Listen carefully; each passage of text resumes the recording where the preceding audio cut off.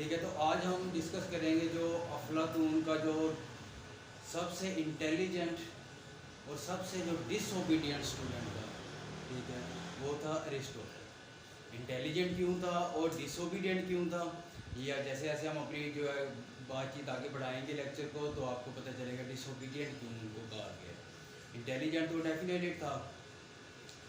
Coast of Macedonia, coast of Macedonia से निकलता है अरस्तु और पहुंचता है आके एथेंस में, जहाँ पे काफ़ी ज़्यादा एकेडमीज़ वगैरह डिवेल्प हो चुकी थी। प्लाटो की अपनी भी एकेडमी थी, ठीक है।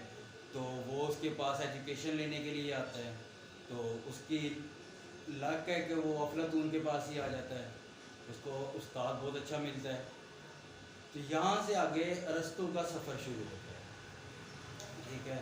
अरस्तु की जो है पैदाइश 328 से लेकर 384 से लेकर 322 BC में हम आ रहे हैं, ठीक है। तो 322 और प्लेटो की जो हमने पढ़ी थी 348 उसकी डेथ थी, ठीक है।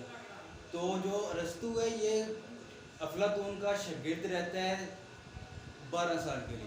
कुछ 12 साल कहते हैं, कुछ 20 में कहते हैं, ठीक है। 12 साल उसका स्टूडेंट रहने के बाद उसकी उसी एकेडमी में हेल्प भी करता है, स्टूडेंटों को मज़ीद पढ़ाता भी है, ठीक है। और जब प्लेटो की अफलातून की डेथ हो जाती है तो उसके बाद वो चले जाते हैं और अपनी भी एकेडमी बनाते हैं। उसके बाद जो किंग फिलिप थे मैसिडोनिया के, ठीक है, तो उनके बेटा जो था अलेक्जेंडर, जो बाद में अलेक्जेंडर द ग्रेट के नाम से जाना गया था, उसको जाके उसका प्राइवेट ट्यूटर भी था एक किस्म का, ठीक है। तो सारा उन्हीं ने पढ़ाया था। उसकी वजह ये थी कि जो अरस्तु का वालिद साहब थे वो एक फिजिशियन थे, तो कोर्ट में उनको एक स्पेशल जगह थी जो किंग फिलिप था उसकी कोर्ट में। तो उसके रेफरेंस से इसको भी उन्होंने कहा कि आप बिना मेरे बेटे को जो अलेक्जेंडर है इसकी एजुकेशन आप देखिए, ठीक है। तो जैसे कि प्लाटो ने कंसेप्ट दिया था स्टेट का, ठीक है, इसने ये बेसिकली जो अरस्तु है वो लास्ट ग्रीक फिलोसफर है जिसने स्टेट के बारे में, लॉज के बारे में, कॉन्स्टिट्यूशन के बारे में, ईच एंड एवरीथिंग जो जितनी होती है ना स्टेट को चलाने के लिए, उसके बारे में एक्सक्लूसिवली लिखा था। कोई चीज़ ही हार्डली उसने छोड़ी होगी, बाकी ईच एंड एवरीथिंग। सबसे पहले जो कॉन्स्टिट्यूशनलिस्ट अप्रोच थी, ठीक है, वो इस जो अरिस्टोटल ने अपनाई थी। कॉन्स्टिट्यूशनल के लॉज और ऑर्डर होने चाहिए थे। अब जो अफलातून था उसका मेन जो था फोकस वो था जस्टिस सिस्टम पे। जस्टिस हमने देखा at individual level and at social level.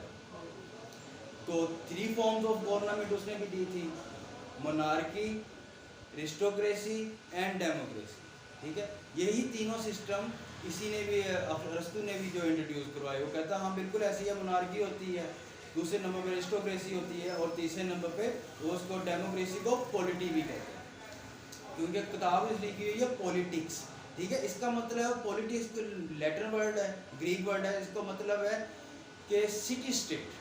City state कैसे होने चाहिए, उसमें मेन फोकस जो इसने रखा है वो सिटी स्टेट या कम्युनिटी पे, स्टेट को ज़्यादा इम्पोर्टेंस दी है। अफलातून ने क्या किया था, इंडिविजुअल को ज़्यादा उसने की थी, ठीक है। और individual eight social level, individual level पे जो थे जस्टिस, ठीक है। तो अरस्तु का जो था वो कहता जो मोनार्की है ना, the best form of government, ठीक है। अगर लॉफुल चले, अगर जो बंदा बैठा है वो ऑनेस्ट बंदा बैठा है, तो मोनार्की सबसे ज़बरदस्त है। अगर मोनार्की में कहीं ग्रीडनेस आ गई, कहीं लालच आ गया कि पावर अपनी शो करवाना शुरू कर दिया बंदे ने, ठीक है, तो कहता है ये चेंज हो जाएगी टायरेनी में। टायरेनी आपको कल बताया था जुल्म। वो कह रहा था कि इसकी जो वर्स्ट फॉर्म है ना मोनार्की की, वो है टायरेनी। दूसरे नंबर पे एरिस्टोक्रेसी। एरिस्टोक्रेसी आपको कल बताया था कि क्लास, नोबल क्लासेस जो होती हैं या वेल्दी क्लास जो होती है या जिनके पास बिजनेस के लिए पैसा होता है, वो जब लीड क्लास चला रही होती है उसको हम कहते हैं एरिस्टोक्रेसी। कहता है ये सेकंड बेस्ट फॉर्म है एरिस्टोक्रेसी या किसी फॉर्म ऑफ गवर्नमेंट है। मोनार्की का वर्स्ट फॉर्म क्या था? टायरेनी, ठीक है। तो जो एरिस्टोक्रेसी अगर लॉफुल चलेगी तो ठीक है, अदरवाइज ये जाके तब्दील होगी। एरिस्टोक्रेसी का क्या बताया था? ओलिगार्की। ठीक है, ये उसका एक किस्म का बैड सेंस में आ जाता है जब लॉ एंड ऑर्डर नहीं है। ठीक है, और जहाँ पे जो रूलर हैं उनकी नीयत में कोई खोट आ जाता है, ग्रीडनेस आ जाती है, पावर को शो करना चाहते हैं, पब्लिक को एक्सप्लॉइट करते हैं। ठीक है, तीसरे नंबर पे आए थे पॉलिटी, या इसे आप डेमोक्रेसी भी कह सकते हैं। तो डेमोक्रेसी कहता है कि जो अगर बेस्ट फॉर्म्स ऑफ गवर्नमेंट देखा जाए ना, तीसरा नंबर आता है जाके डेमोक्रेसी का। अगर डेमोक्रेसी लॉफुल नहीं है तो ये बन जाएगी मोबोक्रेसी। ठीक है, तो कहता है मोबोक्रेसी जो वर्स्ट फॉर्म ऑफ गवर्नमेंट है ना, वो जैसे डेमोक्रेसी है, अगर वर्स्ट फॉर्म में से देखा जाए तो कहता है आप लोगों के लिए डेमोक्रेसी फिर बेहतर है, बजाय कि एक ही बंदे का जुल्म बर्दाश्त करने का, एक ही बादशाह की सोच बर्दाश्त करने के। मोबोक्रेसी में आपके पास चांस होगा, आप रिवोल्ट कर सकते हो, आप रेबल बन सकते हो। ठीक है, अपना ग्रुप बना के दूसरे ग्रुप को दबा सकते हो। वो कहता है इनमें अगर लॉफुल नहीं है तो मोबोक्रेसी बेटर है, अगर लॉफुल है तो जो मोनार्की है, जो फॉर्म ऑफ गवर्नमेंट है, वो सबसे ज़्यादा बेस्ट है। ठीक है, 3 फॉर्म्स होते हैं। और उसके बाद उसने कॉन्सेप्ट दिया है स्टेट का। स्टेट का कॉन्सेप्ट बहुत सारे लोगों ने दिया है, बहुत सारे फिलोसफर्स ने दिया है। ठीक है, तो स्टेट का कॉन्सेप्ट जो एरिस्टोटल ने दिया है वो हमारा है, अक्सर पेपर पॉइंट ऑफ व्यू से भी आएगा, ऑर्गेनिक कॉन्सेप्ट ऑफ स्टेट। ठीक है, ऑर्गेनिक कॉन्सेप्ट उसने क्यों कहा है? ऑर्गेनिक हम चीज़ें देखते हैं कि खुद ब खुद कोई चीज़ जो है, या जिसको हम बीजते हैं, या खुद फॉर एग्जांपल हम सब्जी उगाते हैं, उगा के सब्जी हमने खाई, हम कह सकते हैं कि हमने ऑर्गेनिक फूड खाया है। ठीक है, तो वो कहता है कि स्टेट सबसे पहले वजूद में आती है, स्टेट की इम्पोर्टेंस है। जैसा जैसा स्टेट अपने आप को फैलती जाती है, मजबूत होती जाएगी, इसके शहरी जो हैं, ठीक है, वो खुद ब खुद उनमें भी इजाफा होता जाएगा, और स्टेट एक बन के सिटी स्टेट एक बिल्कुल लॉफुल जो सिटी होता है उसकी शेप ले लेगा। ठीक है, यानी कि वो कह रहे हैं कि अगर वो सीड की भी मिसाल देता है, बीज आपने बो दिया है, वहाँ से निकलता है पौधा। ठीक है, बीज को वो एग्जाम्पल दे रहा है स्टेट के साथ, जो उसमें से पौधा निकल रहा है उसको वो एग्जाम्पल दे रहे हैं जो आपके इनहेबिटेंट्स हैं, या ह्यूमंस हैं, या जो उस स्टेट के शहरी हैं, जो उसके रहने वाले हैं। ठीक है, तो वो कहता है कि स्टेट पहले नंबर पे है, स्टेट फ्लोरिश करेगी, अपने जो उसको जो इंडिविजुअल्स हैं वो उसमें रहना शुरू करेंगे, लॉ एंड ऑर्डर बनाएंगे, कुछ तरतीब बनाएंगे, कॉन्स्टिट्यूशन होगा, उसके बाद जाके एक स्टेट जो है सही तरह स्मूथ रन करना शुरू करती है। ठीक है, ये है ऑर्गेनिक कॉन्सेप्ट ऑफ स्टेट। और उसके बाद हमने एक देखा था जस्टिस, प्लाटो का। प्लाटो ने जस्टिस में कहा था कि सोशल लेवल एक गोल्ड क्लास थी, सिल्वर क्लास थी और ब्रॉन्ज क्लास थी। ठीक है, एक था जो थिंकर टाइप थे फिलोसफर, दूसरे थे वॉरियर, और तीसरे थे एपिटाइट प्रोडक्शन क्लास जो थी। इसने जो डिवीजन की है प्लाटो ने, इनके साथ हम साथ कंपेयर करते जाएंगे क्योंकि थोड़ा सा आपको याद करने में इजी रहेगा।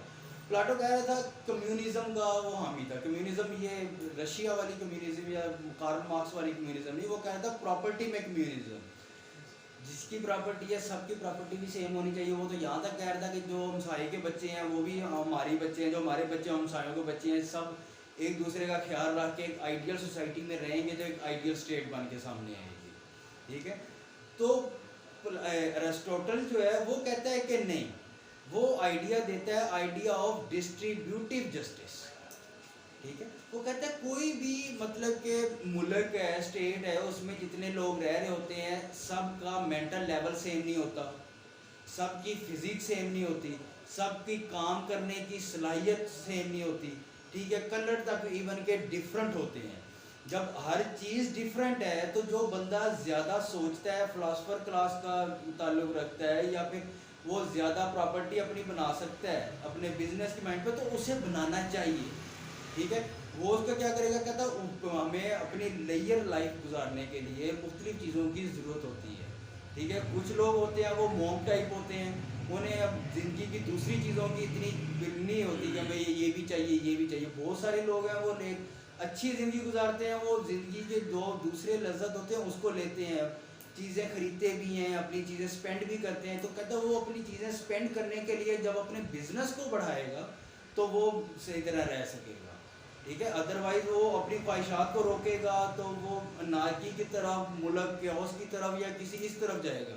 एट दी एंड क्या है कि आपने अपने शहरियों को हर किस्म की सहूलत फराहम करनी है जो उनमें है, जो उनकी एबिलिटी है, उनकी सलाहियत के मुताबिक आपने उनको देनी है। ये उसका था आइडिया ऑफ डिस्ट्रीब्यूटिव जस्टिस, जो जितना काबिल है उसमें डिस्ट्रीब्यूशन उसकी वैसी होनी चाहिए, ठीक है। एजुकेशन पे, एजुकेशन कॉन्सेप्ट जैसा कि प्लाटो ने दिया था, 18 ईयर एजुकेशन बेसिक, फिर 20 साल तक मिलिट्री ट्रेनिंग, उसके बाद हायर एजुकेशन एडवांस स्टडी जिसे हम कह देते हैं, मैथमेटिक्स, एस्ट्रोनॉमी, और उसके बाद फ़िलोसफी की। तो ये एजुकेशन में एरिस्टोटल जो है बिल्कुल यही कहता है कि एजुकेशन सब के लिए होनी चाहिए, women, men and women are equal for education. लेकिन वो कहता है कि अगर सलाहियत आप देखी जाए ना तो औरत जो है वो मर्द से निस्बत कमज़ोर है, ठीक है। वो प्रोडक्शन जो है उस काम के लिए उनका ज़्यादा है। वो इवन के जैसे इन्होंने एजुकेशन के लिए पूरी एज दी थी, किस एज तक क्या करना है, किस एज तक क्या करना है, तो इन्होंने मैरिज के लिए दिया कि जो लड़की की एज है ना वो 18 साल बेस्ट है, और जो लड़के की एज है वो 37 तक होनी चाहिए, ठीक है। ये बेस्ट है जहाँ पे आप अपनी पॉपुलेशन को इंक्रीज़ कर सकते हैं, ठीक है। ये उसका था वुमेन पे कॉन्सेप्ट। तीसरे नंबर पे आ जाता है जो अपनी जो बुक लिखता है ना, laws and statement and law, उसमें बहुत सारी वेरिएशंस आती हैं एरिस्टोटल के पॉइंट ऑफ व्यू में, ठीक है। उसकी वजह ये है कि वो आगे जाके कहेगा कि एरिस्टोक्रेसी और डेमोक्रेसी, इनका जो मिक्सचर है ना, कॉन्स्टिट्यूशन इनके मिक्सचर से बनना चाहिए। हालांकि पहले वो कह रहा था monarchy is the best form of government, ठीक है। उसकी वजह क्या हो सकती है? उसकी वजह ये हो सकती है वो खुद किंग फिलिप जो था उसके दरबार का जो ट्यूटर था। अगर मोनार्की को ही वो बुरा कही जाएगा तो बादशाह उसको क्यों दरबार में रखेगा, ठीक है।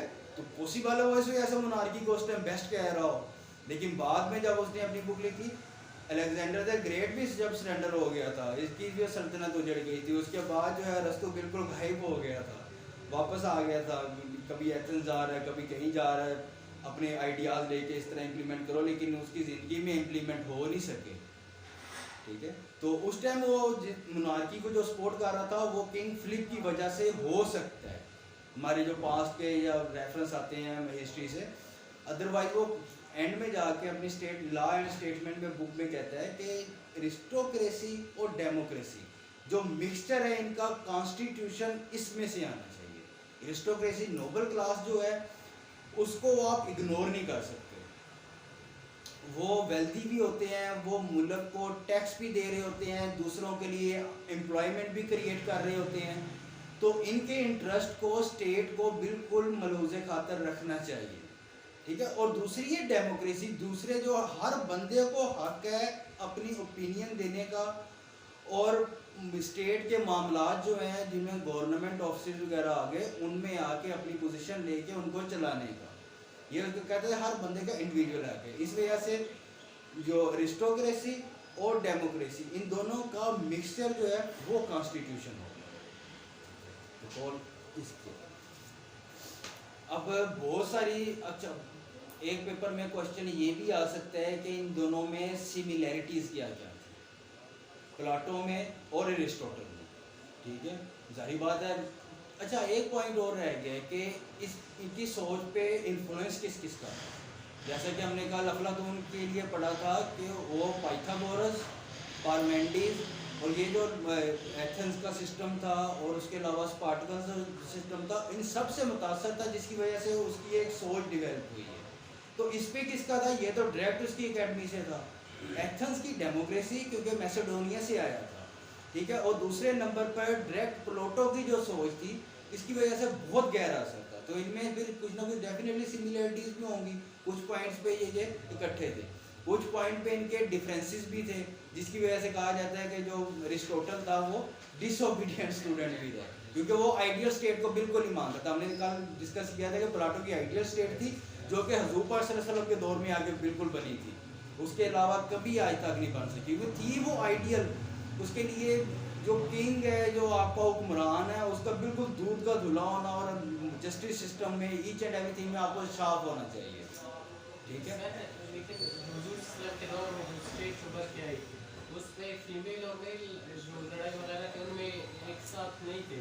लेकिन अगर हम देखें प्लेटो के थ्योरीज, तो वो भी कहता है कि मेल और फीमेल दोनों तालीम साथ हासिल कर सकते हैं, दोनों फौज में एक साथ भर्ती हो सकते हैं। तो इसमें वो है ना डिफरेंस। वुमेन का वो वुमेन के लिए वो ये तो नहीं कह रहा कि वो आके आर्मी ज्वाइन कर सकते हैं, मिलिट्री वगैरह, ये वो इसी विभाग में बिल्कुल नहीं था। प्लेटो सर, हाँ, प्लेटो था एजुकेशन, ठीक है, और मैरिज और दूसरे मामला में कह रहे हैं प्रॉपर्टी अगर आप खरीदना चाह रहे हो, ठीक है, तो कहता है वुमन को भी पूरा हक है, यस अदरवाइज रीचेक कर रहे हैं रिकॉर्डिंग आई थिंक नहीं हो रही तो रिकॉर्डिंग चल रही है, ये इस साइड पे टाइम चल रहा है। अच्छा, सेकेंडली जो ये टर्म आपने इस्तेमाल की मोबोक्रेसी, ये एकेडेमिया में एग्जिस्ट करती है या ये दुनिया में नहीं नहीं एकेडेमिया में, मतलब जब हम रिसर्चर्स वगैरह को पढ़ेंगे या मुझे मतलब कि किस जगह पे आप कह रहे हो कि एग्जिस्ट करती है, समझ नहीं आ रही। नहीं, मैं कह रहा हूँ कि एग्जिस्ट करती है, जो मोबोक्रेसी की टर्म है जो आपने इस्तेमाल की है, कि ये एग्जिस्ट करती है या नहीं करती आज के दौर में, आज के दौर में। आज के दौर में अफ्रीका के बहुत सारे कंट्रीज में आपको मिलेगा, ठीक है, 20-25 डाले लेके आते हैं अपने। एकेडमिक पढ़ी नहीं है ना ये टर्म। मोबोक्रेसी बेसिकली डेमोक्रेसी का अपोनेंट आप उसे कह सकते हो, एंटोनम उसे कह सकते हो in the bad sense. Democracy क्या है? वन मैन वन वोट, ठीक है, by the people for the people. और ये मोबोक्रेसी क्या है? मॉब, ये देखे ना मॉब क्या है? मॉब भी गलत नेगेटिव सेंस में आ जाता है, ठीक है। तो वो कह रहे हैं कि वर्स्ट फॉर्म उसकी जाके जब बन जाएगी ना, लॉ एंड ऑर्डर नहीं है मुल्क में, चल ही नहीं रहा, तो आप उसको डेमोक्रेसी नहीं कह सकते, फिर वो मोबोक्रेसी है। नहीं, इसको हमने पढ़ा था जब हम फॉर्म ऑफ गवर्नमेंट्स पढ़ रहे थे अरिस्टोटल के, तो उसमें पॉलिटी एंड उसकी जो वर्स्ट फॉर्म पॉलिटी, हाँ मैंने आपको लेक्चर में बताया है कि उसने डेमोक्रेसी का वर्ड यूज किया था प्लेटो ने, और इसमें अरिस्टोटल ने पॉलिटी का लफ्ज यूज किया है। वो पॉलिटी से मतलब ले रहा है डेमोक्रेसी। इसने ही आगे फिर जमहूरियत को वर्स्ट फॉर्म ऑफ गवर्नमेंट बोला था अरिस्टोटल ने। मैं आपको कह रहा हूँ कि इनकी अरिस्टोटल की जो थॉट है उसमें बहुत सारी वेरिएशन है। जब हम अरिस्टोटल की क्रिटिसिज्म पढ़ेंगे उसमें यही है कि इसकी थॉट में जो ना वेरिएशन बहुत आई हैं। कहीं पे तो ये मोनार्की को बेस्ट फॉर्म ऑफ गवर्नमेंट कह रहा है, तो किसी कहीं पे आके ना कह रहा है कि ये होना चाहिए कॉम्बिनेशन हो जाए अरिस्टोक्रेसी और डेमोक्रेसी का मिलके बनाना चाहिए, ठीक है। वहाँ पे मोनार्की को बिल्कुल वो इग्नोर कर जाता है। और जो ये इसका कॉन्सेप्ट है ऑर्गेनिक स्टेट वाला, इसमें अगर हम देखें तो इसकी एवोल्यूशनरी नेचर की बात कर रहे हैं स्टेट की, कि एवोल्यूशन ऑफ स्टेट, ठीक है, स्टेट की कहाँ से कैसे एवोल्यूट होगी, स्टेट है क्या, ठीक है। उससे पहले तो स्टेट के कॉन्सेप्ट ही नहीं होता था। जो स्टेट की एवोल्यूशनरी नेचर है उसकी वजह से वो ऑर्गेनिक है, कहते हैं ये खुद ब खुद जो अपनी शेप लेती जाती है स्टेट को, जैसे जैसे उसके शहरी उसको ट्रीट करेंगे उसके साथ, वो वैसी शेप लेती जाएगी ऑटोमेटिक। अगर पौधे को स्टेट नैरेटिव जो आपने बात की कि उस वक्त जब वो मोनार्की को फेवर कर रहा था, तो उस वक्त वो किंग ऑफ मैसेडोनिया की इन्फ्लुएंस में, हाँ अलेक्जेंडर का डायरेक्टर था। इट मींस के जब वो दौर था जब मैसेडोनिया था या सिटी स्टेट्स का कॉन्सेप्ट था, वहाँ पे भी स्टेट इन्फ्लुएंस करती थी, या स्टेट का जो रूलर है वो बड़ी हद तक इन्फ्लुएंस करता था। इवन कि जब हम वो सोक्रेटिस को देखते हैं या प्लेटो को देखते हैं, तो उसके बाद हम जब अरिस्टोटल की तरफ आते हैं तो उनके इन्फ्लुएंस की वजह से जो सोक्रेटिस है उसने वो हैमलेट दिया, हाँ बिल्कुल, ठीक है, और इन्होंने कंप्रोमाइज किया। हम इस सूरत में इनको देख सकते हैं कि जब ये मोनार्की को एज अ फेवरेबल स्टेट, मैंने आपको खुद कहा है कि जब ये अलेक्जेंडर द ग्रेट पकड़ा गया इसकी सल्तनत सारी, अरिस्टोटल पे जो इसका ट्यूटर है इसको पकड़ो, अरिस्टोटल उन दिनों में खुद भागा हुआ था, ठीक है, जैसे हमारे सियासतदान भाग जाते हैं, अरिस्टोटल भाईजान तू निकल यहाँ से, तुझे तो नहीं छोड़ेंगे, जहाँ पे अलेक्जेंडर द ग्रेट को नहीं छोड़े, ठीक है। अरिस्टोटल को कहा नहीं छोड़ना, जान उसको अजीज थी। सुकरात खड़ा रहा, उसने कहा 2 प्याला कोई मसला नहीं है पीता हूँ, और उसने अलान पी है, वो शायद अक्ता चुका था अपने इर्द गिर्द माहौल से, और उसका खुद के जैसा माइंडसेट था, खुद का जिस तरह वो लोगों को दिखना चाह रहा था, क्वेश्चन देखना चाह रहा था। डायलेक्टिक्स, बिल्कुल आप सही बात कर रहे हैं, ठीक है। वो अक्ताया हुआ था इन लोगों से जो जिनको शऊर नहीं था, ठीक है, जो थोड़े बहुत सोच या क्वेश्चन नहीं करते थे। जो वो लोग, उसको सबसे अच्छा वो लगता था क्वेश्चन करता था, कहते थे क्वेश्चन करो, ठीक है। अथॉरिटी को क्वेश्चन करता था तो अथॉरिटी ने तभी तो उसको फिर जहर दी है। इन्होंने अथॉरिटीज के साथ कंप्रोमाइज के साथ चलने की कोशिश।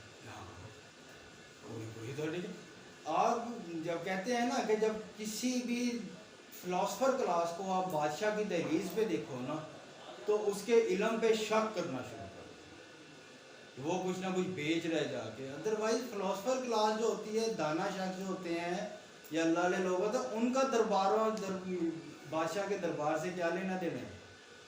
उनका कोई लेना देना नहीं होता, क्योंकि वो खुद ये अनमोल होते हैं। बादशाह उनको खरीद ही नहीं सकता कभी, उनके पास ऐसी पावर होती है। नॉलेज, एजुकेशन, इससे ज़्यादा पावरफुल चीज़ क्या है?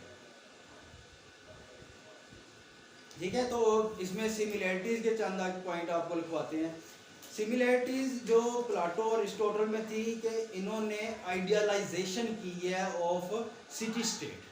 कोई भी आप मुझसे नोट्स ले सकते हैं, अगर लेना चाहें तो कॉपी करवा लिया, अपने तौर पे कर रहे हैं, वेल एंड गुड है, ठीक है, जो अपने पॉइंट्स लिखने होते हैं।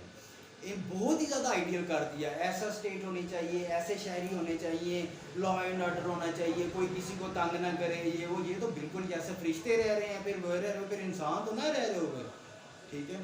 दूसरा, इन्होंने कॉन्सेप्ट ऑफ ह्यूमन नेचर को यही कहा है कि हालांकि बेसिक जो ग्रीक फिलोसफी के मुताबिक जो चलती है, बेसिक ह्यूमन नेचर है, वो कहते हैं ग्रीडी है, करप्ट है, ठीक है। तो इन दोनों ने यही अपने ह्यूमन नेचर को लिया है कि आपने रूल्स एंड रेगुलेशंस को हर हाल में फॉलो करना है, to run the affairs of the state. जो एजुकेशन सिस्टम है, इसमें दोनों में सिमिलैरिटीज थी। हाँ, एजुकेशन सबके लिए होनी चाहिए, और एजुकेशन जो है स्टेट रेगुलेटेड होनी चाहिए। ये स्टेट की जिम्मेदारी होती है अपने शहरियों को एजुकेशन देना, अवेयरनेस देना, ठीक है। अदरवाइज शहरी खुद ब खुद नहीं आएंगे। ऑर्गेनिक नेचर ऑफ स्टेट ये आपको बता दिए। उसके बाद थी कि क्लासिफिकेशन ऑफ गवर्नमेंट, जो दोनों ने गवर्नमेंट की क्लासिफिकेशन की है, मोनार्की, अरिस्टोक्रेसी और डेमोक्रेसी। दोनों का पॉइंट एक जगह पे जाके सेम है कि monarchy is the best form of government, ठीक है। अगर कह रहे हैं लॉफुल नहीं है, आपके मुल्क में रूल्स एंड रेगुलेशन नहीं है, कॉन्स्टिट्यूशन पे अमल नहीं हो रहा, तो फिर एक उस टाइम पे जाके आपके लिए मोबोक्रेसी बेस्ट है, बजाय कि टायरेनी हो। टायरेनी में आप नॉर्थ कोरिया देख सकते हैं करंट सिचुएशन में, ठीक है। उनके बादशाह वो जो इस टाइम किम जोन है ना, जो उसने कह देना वही होना है मुल्क में, ठीक है। इवन के दुकानों में उसकी तस्वीर लगी हुई है, वो लाजमी है। इंटरनेट के सिर्फ चंद एक चैनल हैं, वो चला सकते हैं आप, ठीक है। हर ईच एंड एवरीथिंग पे उन्होंने रिस्ट्रिक्शन लगाई हुई हैं, सेंसर किया हुआ चीज़ों को। जो वो कहेगा वही फाइनल है। अगर वो किम जोन पे डिपेंड करता है, अपनी आवाम की फलाह बहबूद के लिए मज़ीद काम करना शुरू कर दे, उन्हें इजाज़त दे, ठीक है, या फिर उन्हें कर रहे जिस तरह अभी मज़ीद उन्हें दबाना शुरू कर दे। चंद एक हेयर स्टाइल है जो आप सिर्फ नॉर्थ कोरिया में रख सकते हैं, 5 या 6 हेयर स्टाइल है, सिर्फ वही आप नॉर्थ कोरिया में रख सकते हैं। उसके अलावा आपका हेयर स्टाइल कोई और नहीं होगा। सबसे बेस्ट वही है जो किम जोन का है, जिसने वो रखा हुआ है। सब हाँ ये यार कितना प्यारा स्टाइल है, बेशक अच्छा लग रहा है या नहीं लग रहा। अब ये क्या है, मोनार्की तो है उधर भी, अगर वो सही चल रहा है तो पूरे मुल्क के लिए एक ही कानून होगा, जब इसके लिए सजा इजाज के लिए होगी वही आपके लिए होगी, ठीक है। जो रिवार्ड आपके लिए होगा वही नासिर के लिए होगा, ठीक है। तो अगर वो जुल्म करने पे आ जाए तो उससे बड़ा टायरेंट भी कोई नहीं होगा, उसे रोक भी कोई नहीं सकेगा। अगर लॉफुल नहीं है, रूल्स एंड रेगुलेशन ही नहीं है, कॉन्स्टिट्यूशन ही नहीं है, तो फिर वो कहता है मोबोक्रेसी, ठीक है। कोई ना कोई किम जोन को उठ के मत्था दे लेगा, कंप्यूटर जैसा बंदा ही उसी मुल्क में उठ जाए, आजा मेरे पास भी बंदे हैं, पावर है, असला भी है, गाड़ियाँ भी हैं, लड़ते हैं, ठीक है, ठीक है। अनार्की की तरफ जाएगा, क्योस पैदा होगा मुल्क के अंदर। तो क्लासिफिकेशन ऑफ गवर्नमेंट, ठीक है। इन्होंने क्या किया, फ्यूजन किया है मॉरल और पॉलिटिकल फिलॉसफी दोनों ने, ठीक है। अब ये पॉइंट आपको समझ आएगा जब हम मैकियावली को स्टडी करेंगे। मैकियावली ने कोई नहीं मॉरल शोरल एथिक्स वगैरह किसी चीज़ का ख्याल नहीं रखा, ठीक है। उसने कहा है भाईजान पॉलिटिक्स पे बात चल रही है, पॉलिटिक्स पे बात चलेगी और जो है वही है, जैसे चलता है वैसे ही है, ठीक है। तो इन्होंने क्या किया, फ्यूजन किया है मॉरल एथिक्स को पॉलिटिकल फिलोसफी के साथ मिला के जो स्टेट के अफेयर्स हैं उनको चलाने की कोशिश की है, ठीक है। और जस्टिस और विर्च्यू, मतलब कि एक बंदा फिलोसफर है जैसा कि उसने बात की थी, उसमें ये क्वालिटीज़ होनी चाहिए। इन दोनों ने जस्टिस को बहुत ज़्यादा प्रमोट किया है, ठीक है। और विर्च्यू जो वर्ड है ना, ये उसने बेसिकली जो प्लाटो ने किया था वो फिलोसफर किंग के लिए भी यूज़ करता है कि आप अपने विर्च्यू की बेस पे आते हो, जो गोल्ड क्लास, सिल्वर क्लास या ब्रोंज क्लास में आप लाई कर रहे होते हो,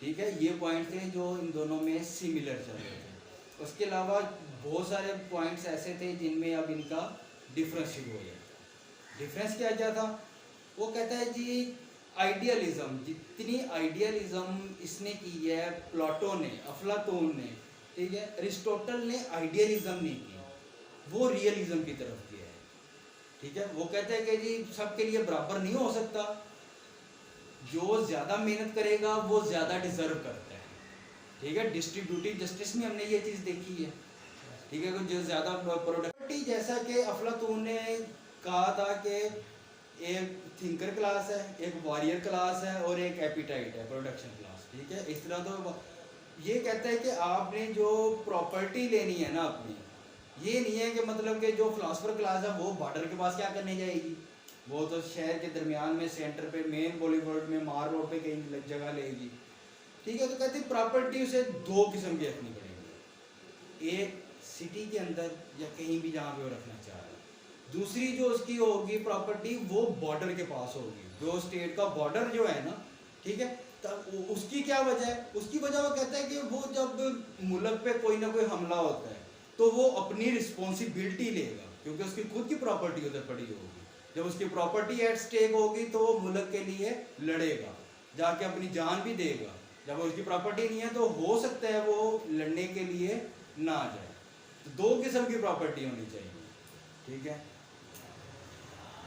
किंग जो है वो सॉवरन होना चाहिए, सॉवरेनिटी मतलब कि उसके पास पावर भी होनी चाहिए, विर्च्यू भी होनी चाहिए, इंटेलेक्चुअल भी होना चाहिए, लेकिन लॉ एंड ऑर्डर के साथ, रूल्स एंड रेगुलेशंस के साथ, कॉन्स्टिट्यूशन के साथ। वो उसने सिर्फ आइडिया दिया था फिलोसफर किंग का, उन्होंने ये नहीं कहा कि रूल्स एंड रेगुलेशन लॉ को कैसे इंप्लीमेंट करना है। तो ये कह रहे हैं कि रूल्स एंड रेगुलेशन जो होंगे वो सबके सेम होंगे, ठीक है, और लॉ को वो फॉलो करेगा तो फिर जाके मोनार्की भी बेस्ट फॉर्म है, अदरवाइज मोनार्की बेस्ट फॉर्म नहीं हो।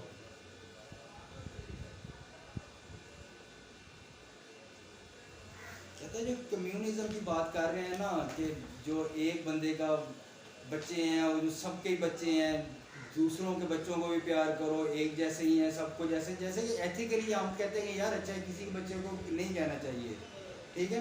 तो कहता है ये एक घर की हद तक पॉइंट बिल्कुल अच्छा लगता है, लेकिन आप सिटी स्टेट पे जब जाके इस चीज़ को इम्प्लीमेंट करना शुरू करते हैं ना, तो ये चीज़ें बहुत सारे लोग इस चीज़ को नहीं भी करते, ठीक है, दूसरों के बच्चे के साथ बेगानों जैसा रवैया ही रखते हैं। तो ये चीज़ तो कहते हैं इम्प्लीमेंट आप नहीं कर सकते कि आप कहते हैं कि जो एक का बच्चा वो सबका ही बच्चा है, जो एक का बाप है वो सबका ही बाप है। जो रवैया इस तरह के रख सकेंगे इस तरह स्टेट के अफेयर्स में नहीं चल सकेंगे। ये सिर्फ एक छोटे घर में सिर्फ चल सकती है, घर से बाहर की जो चीज़ें हैं वो इसमें नहीं चलेगी, ठीक है। डिफरेंसेस भी आ गए हैं और इसमें सिमिलैरिटीज़ भी आ गई हैं। एरिस्टोटल की फिलोसफी को ना पढ़ना मतलब कि अभी ना पढ़ना, वो सब्जेक्ट से हट के हो जाएगा। पॉलिटिकल साइंस से ज़्यादा उसका वर्क फिलोसफी में बहुत ज़्यादा है, बहुत डीप गया हुआ है वो, ठीक है। वो अगर तो फिलोसफी सब्जेक्ट है फिर पढ़ना चाहिए, अदरवाइज हमारा वेस्ट ऑफ टाइम करेगा, हमें फ़िलहाल पढ़ के नंबर लेने हैं, ठीक है, मज़ीद उसमें इतनी ज़्यादा नहीं जाना। अच्छा, एरिस्टोटल ने जब अफलातून की आइडियल स्टेट को क्रिटिसाइज़ किया है तो फिर उसने एक अपनी स्टेट भी दी है, ठीक है। तो उसने एक अपनी आइडियल स्टेट का कॉन्सेप्ट दी है एरिस्टोटल ने। उसमें वो क्या कहता है, कहता है कि कोई भी जो स्टेट है ना, उसने खुद ऐसा माहौल पैदा करना होता है कि वो उसके सारे जो शहरी हैं उसमें हंसी खुशी रह सकें, उनको जिस चीज़ की ज़रूरत है वो उनको मिल सके, ठीक है।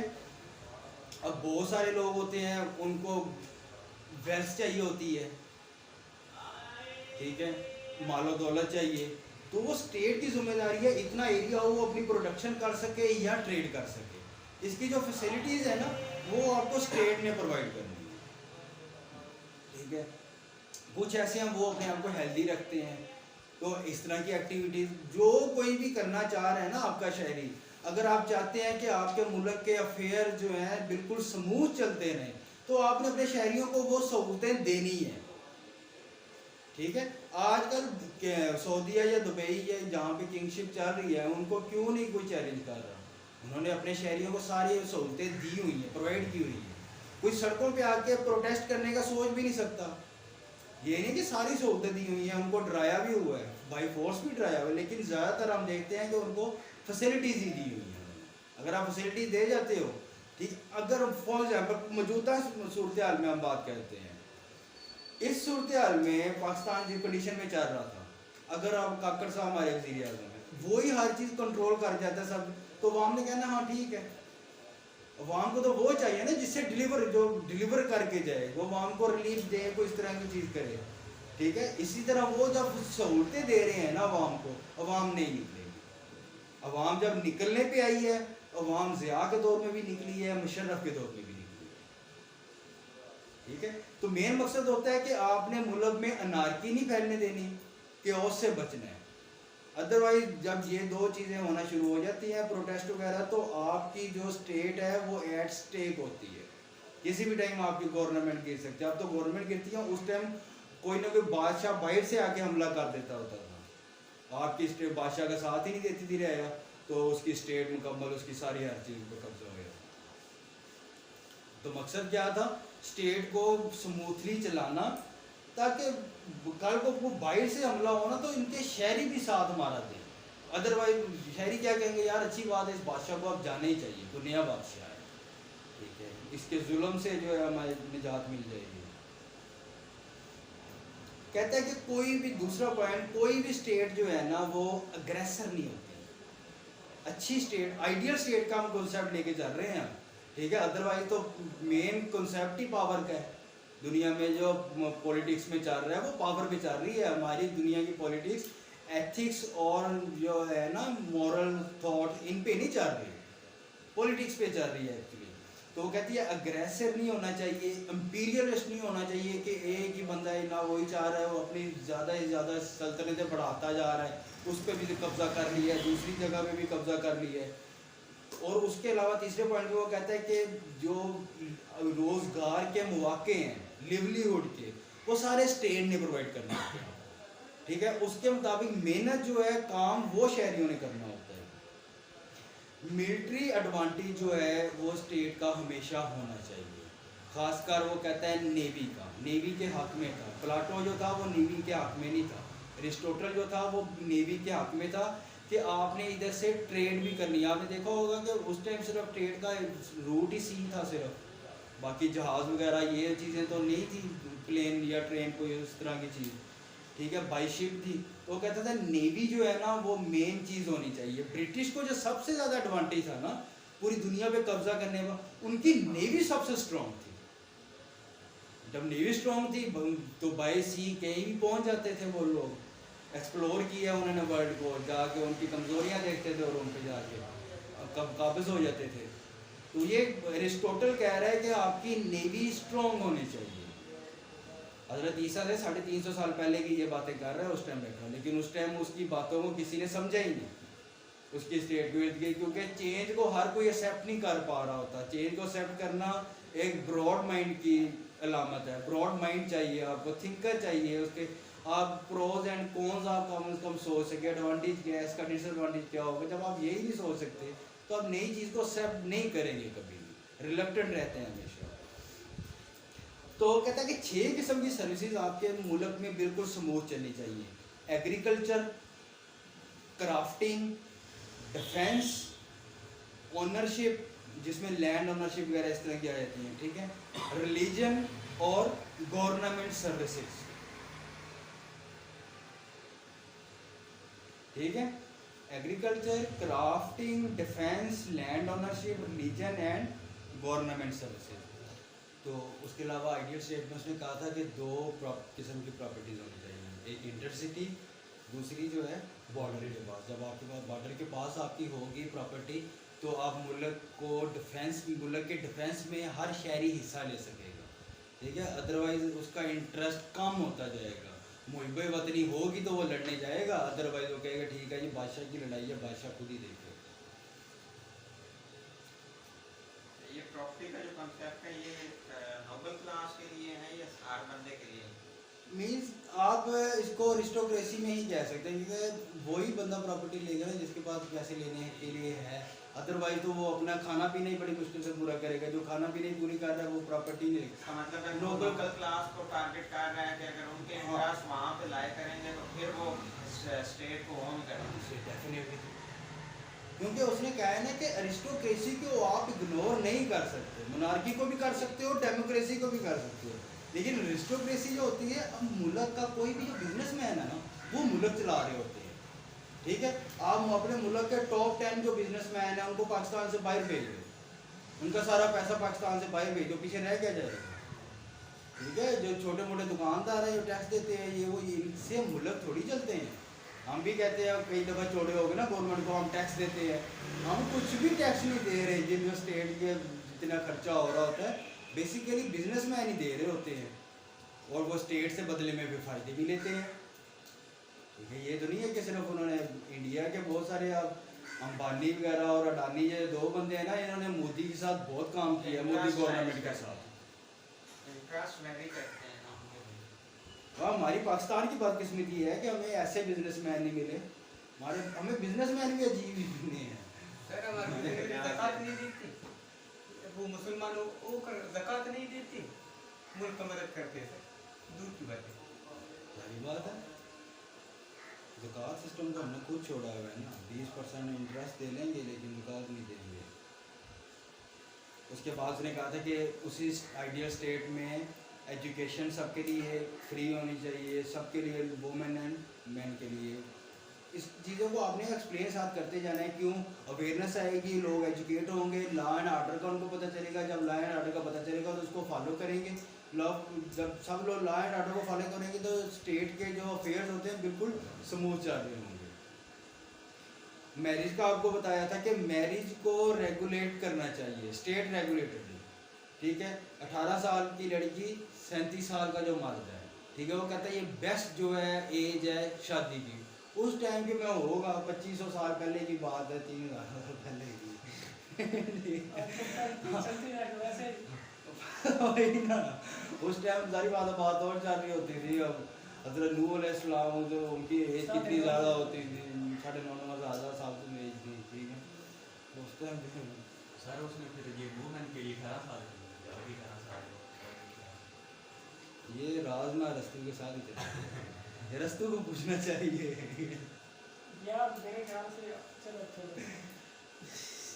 और उसके अलावा कॉन्स्टिट्यूशनलिज्म उसने कहा है कि मुल्क में कॉन्स्टिट्यूशन होना चाहिए। ये वर्ड पहली दफ़ा यूज़ ही इसने की है, कॉन्स्टिट्यूशनल, ठीक है। कॉन्स्टिट्यूशनलिस्ट अप्रोच इसने पकड़ी है, जिक्र किया है, कॉन्स्टिट्यूशन बना के नहीं दे सका। कॉन्स्टिट्यूशन कैसा होना चाहिए, किस तरह उसको रन करना चाहिए, ये अगले जो फिलासफर आएंगे ये काम उन्होंने किया है, मोंटेस्क्यू, ग्रोसो वगैरह जो हैं इन्होंने, ठीक है। और इसकी आ जाएगी मैकियावेली की सोवरेनिटी का कॉन्सेप्ट आ जाएगा, पावर का कॉन्सेप्ट आ जाएगा। मतलब कि पॉइंट उन्होंने उठाया, एक कॉन्सेप्ट इधर से ही है, एरिस्टोटल, प्लाटो से, ठीक है। अच्छा ये चीज़ चल रही है, इसको मज़ीद बेहतर कैसे किया जा सकता है। अब किस किस मुल्क में वो इम्प्लीमेंट हुआ है, जब उनको हम पढ़ेंगे फिलासफर्स को, वो भी आपको साथ साथ पता चलता सर जाएगा। जो एरिस्टोटल ने मिलिट्री सर्विस कही थी 2 साल सबके लिए कंपल्सरी है, तो मेरे ख्याल में एरिस्टोटल ने तो ऐसी कोई बात नहीं की। एरिस्टोटल ने एज डिफाइन नहीं की, उसने क्या है कि एजुकेशन फ्री होना चाहिए। वो तो एक आइडियल सिस्टम की तरफ चला गया ना। मिलिट्री सर्विस हाँ मिलिट्री सर्विस का उसने हर किसी के लिए नहीं कहा, उसने ये कहा कि नेवल और डिफेंस फोर्सेज जो है ये आपकी होनी चाहिए। टोटल के लिए कंपल्सरी कहा था 2 साल के लिए। उसने कहा था कि जब आपकी 18 साल की एज जब प्राइमरी एजुकेशन कंप्लीट हो जाएगी तो अगले 2 साल जो है आपने मिलिट्री ट्रेनिंग में लगाना है। ये आपकी ये आई थिंक नॉर्थ कोरिया वाली साइड पे भी ज़रूरी है, रशिया में भी है, इसराइल में भी है सर। ठीक है। हाँ कि आपने 1 साल, रशिया का आई थिंक 1 साल यूके में भी अभी कि था। आपने अपनी ज़िंदगी में 1 साल मिलिट्री में जाके गुजारना है, जैसे भी वो गुजार रहे हैं, बैग अपना उठा के चल जाना है, जो जो आपसे करवाएंगे जब भी करना, आपने मुल्क को वो सर्व कर रहे हैं, आपको वो ट्रेनिंग दे रहे होंगे। ईरान में भी था सूख है।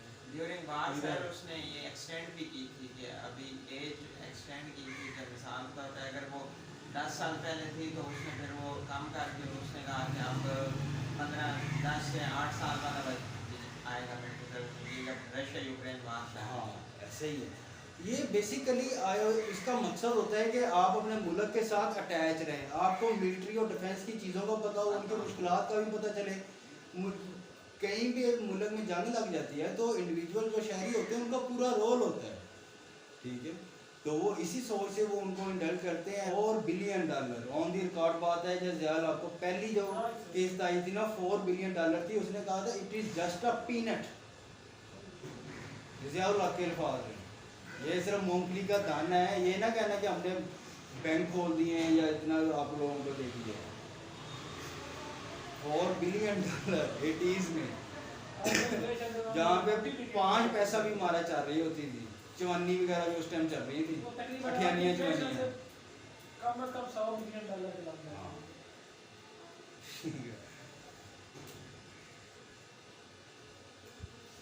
जो कहता है कि मिडिल एज में है ना, एक तो बच्चे हैं, एक जो यंग होते हैं, उनका मिलिट्री सर्विसेज की तरफ रुझान ज़्यादा होना चाहिए। उनका मीन्स के फर्स्ट प्रायोरिटी टाइप जो है ना वो मिलिट्री है।